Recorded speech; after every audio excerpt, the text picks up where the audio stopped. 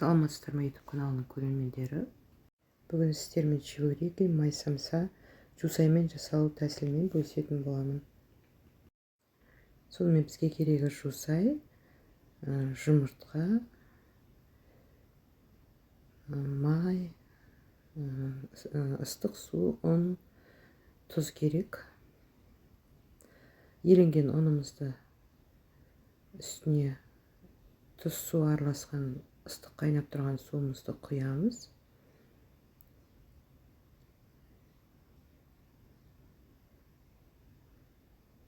Үстіне майымызды құйып, қатылау қамыр илейміз. Бұл өте ыстық. Бірінші қасықтың көмегімен қозғап аламыз.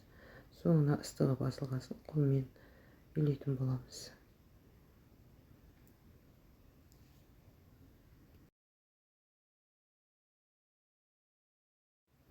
Міне осылай қатаңдау қамыр илеп аламыз. Бұны 20 минутқа бастырып қоямыз. Оған дейін біз жусайымызды турап, жұмыртқамызды қуырып дайындай беретін боламыз. Майда біркелкі етіп жусайымызды турайтын боламыз. 20 минуттан кейін бір қайтарып илеп қоямыз. Эластичный, сондай жылтыраған әдемі қамыр болады бұл.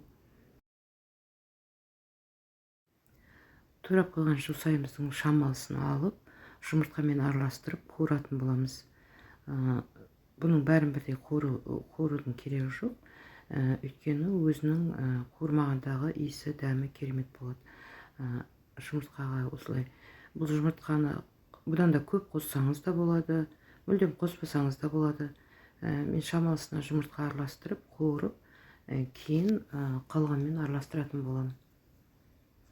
Майымызды құйып, жұмыртқа араласқан жусайымызды қуырып аламыз.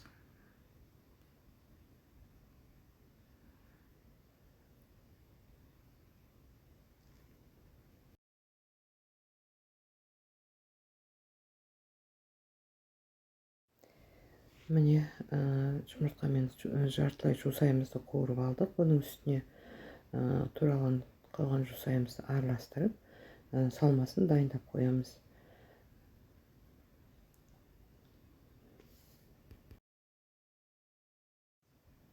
Міне осылай. Енді қамырымызды бір қалыпқа келтіріп бөлшектейтін боламыз. Шағын қылып істеуіңізге де болады, бұдан да үлкен етіп істеуіңізге де болады. Менікі орташа осы қамырдан 11 штук шықты. Бөлек-бөлек жайып аламыз осылай.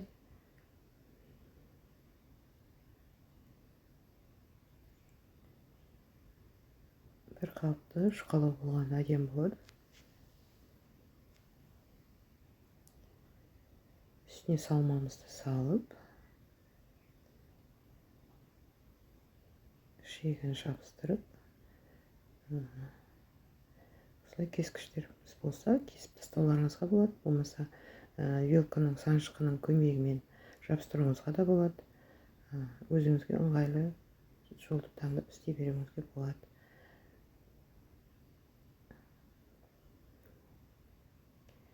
Осылай бәрін жасап алып, енді май құйып қуыратын боламыз.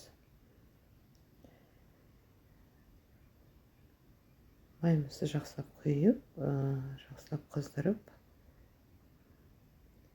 осылай қуырып аламыз. 2-3 минут қана кетеді, өйткені салмасы піскен дайын, тек қамырымыз бізде болды.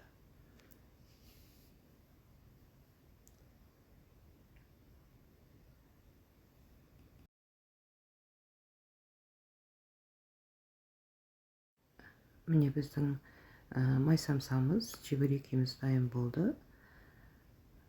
Осылай. Сіздермен бірге болған Лейла. Видеоның соңына дейін көрсеңіз, ұнатсаңыз, лайк басып, тіркеліп, комментарий жазып отырыңыздар.